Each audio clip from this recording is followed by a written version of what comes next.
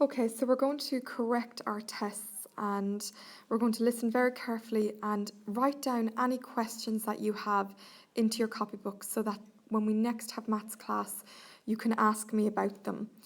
Because if you're still unsure after this, we really need to get it sorted as to why that is.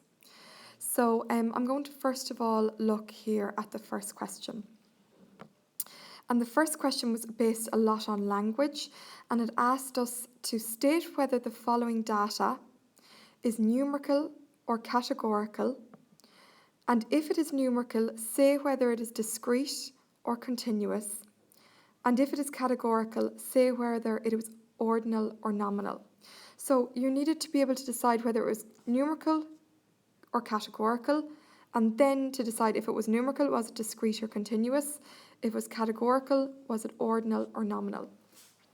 So really, first years, your language here is so important and understanding your keywords. So we had a little flow chart that I would have shown you, and I'm going to insert it here now. Okay, and it would have looked very similar to this, whereas we would have decided if it was categorical, if the data you were collecting was a word, and it was numerical if the data you were collecting was numbers. If it was categorical nominal, that meant it came in no order.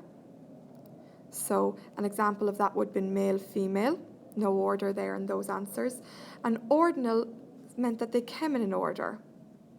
So an example of that would have been January, February, March. So they are words, but they go in an order. Numbers then, we said that there was discrete and continuous. And discrete, we said this was data you could count. And so an example of that was how many brothers or sisters I have. And continuous was data you had to measure. And that would be how tall is the average first year in Lakela. We'd have to measure everybody. We couldn't just say it straight off. So using this table, I was to decide on what were the outcomes of all this. So the first one here, it said, I'm going to just zoom in a little bit now. The number of people in your family. So first of all, the number of people in your family. When I ask you how many people in your family, are you saying to me a word, or are you saying a number? So you're going to say to me, Miss Finnegan, there are 3 people in my family. So automatically you're saying a number. So it's definitely going to be numerical data. And also you're going to say to me, well, I know exactly how many is in my family. So it's numerical discrete. Okay, and there were 2 marks going for that there. The eye colour of a student in your class. So if I said, look to the student next to you, what is their eye colour? First of all, you would be giving me a word. So it's definitely going to be categorical.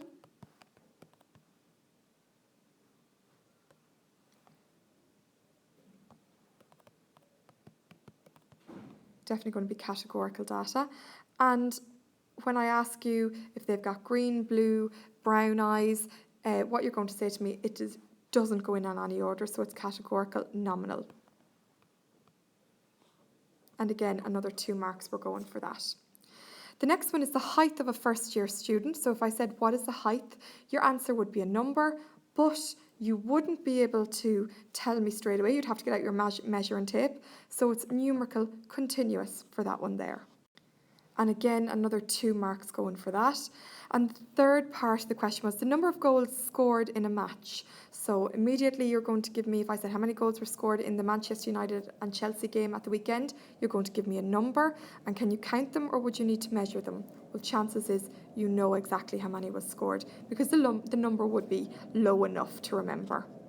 And the last part says the grades achieved in an exam. So what grade? And grades are A's, B's, C's, D's, what you will be receiving in your junior cert. So they are words, but they go in an order, so they're categorical ordinal. And those first years were worth 10 marks. So really important to try and get as many marks as you can. 10% there for that.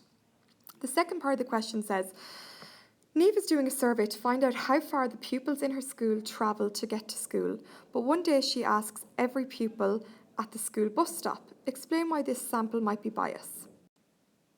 The word bias we have met before. It's a really important word in maths, and it basically means unfair. So she's trying to find out how everyone in her school, so imagine she went to Lakela, she is trying to find out how everyone in her school gets to school, and she stands at the bus stop and she asks everyone there, how do they get to school? What is the problem with this question? Why is it unfair? Because what about the students who don't get the bus? Students who walk, get a lift, or cycle? They have not been asked how long it takes for them to get to school. So for that reason, her data is bias. And that was really what you needed to say there. And there were 4 marks going for that. James, the next part of it, James wants to do a survey to find out if people thought Coldplay was a good pop group. Which of the following groups is the most suitable to choose? The students in his school, people attending a Coldplay concert, or people at a nursing home? So we ask ourselves, what is James trying to find out? He's trying to find out if people thought Coldplay were a good pop group. Well, let's start by looking at his options and thinking, well, which option might be bias, might be unfair? And you would have to say that people attending a Coldplay concert, obviously these people have bought tickets to go to Coldplay. They therefore already think they're a good pop group, or you would feel like that would be the general idea. So it's not going to be B. So we're left with A and C, the students in his school, and part C, people in a nursing home.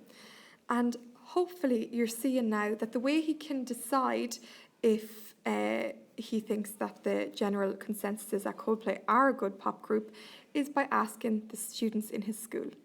The reason why you might not ask the people in a nursing home is, number one, they may be in a nursing home because they're sick or unwell, and they may not be able to listen to Coldplay. There's a lot of other reasons as well, but we would say that A is the appropriate answer here, and that would have gotten you 4 marks as well. All right, continuing on. Okay, so the next question asks us about looking at a table here. The table shows the number of goals scored by different Premier League teams on a certain day. And you have to draw a line plot. So your line plot needs to have certain characteristics. The first thing is it needs to have a straight line on the bottom, and you represent everything by an X. Not a dot, not anything else. It has to be a nice clear X. Labels here are extremely important as well, so labelling underneath your lines. And lastly, the spaces between each need to be the same. And also you can see here that there needs to be a very similar pattern with the X's so that they all match up along in size as well. So that was your line plot question, and that was getting 6 marks. Question number 3 was a bar chart question, and you can see here I've just taken a snapshot of one of the students who received 10 marks for their bar chart. And the reason for that is it has its title, it has its titles on both axes. It also has what this stands for, the type of pet. It has clear spaces in between each, and each bar is just 2 squares in depth. And that's really all that needs to be done. You can see here 0, 1, 2, 3, 4. The scale is perfect as well. So that would get you your 10 marks. If you don't have your labels, you're missing out on 2 marks for each label. If you don't have correct spaces, you're missing out on another 2 marks. And then overall presentation will suffer because it's not correct. So there was 10 marks going for drawing your bar chart correctly. You then had to answer 4 questions on the bar chart. The first one was, what is the most popular pet? You can either look at your chart up here, or you can look at your bar chart, and immediately we would see that the dog is the most popular. The next question asks, how many members kept a pet. So we know 12 people kept a dog, 5 people kept a hamster, 7 kept a fish, 3 a rabbit, and 8 a cat. And if you add that up together, that is 35. The next question says, what fraction of the members kept a fish? Well, 7 kept a fish, 7 out of 35. That's it, written as a fraction. And you could break it down to 1/5 if you are good at your fraction work. But you would have got your marks for the 7 out of 35. And the last question is, what percentage of members keep a cat? So your percentage is going to be, this time it's 8 out of 35. And then you're just going to find percentage of that, so you multiply it by 100, and the answer was 22.86%. We would have accepted 23 as well. And so the total for that question there was 12. So 22 marks going in total for question 2, 10 for your bar chart, and 12 for answering the questions correctly.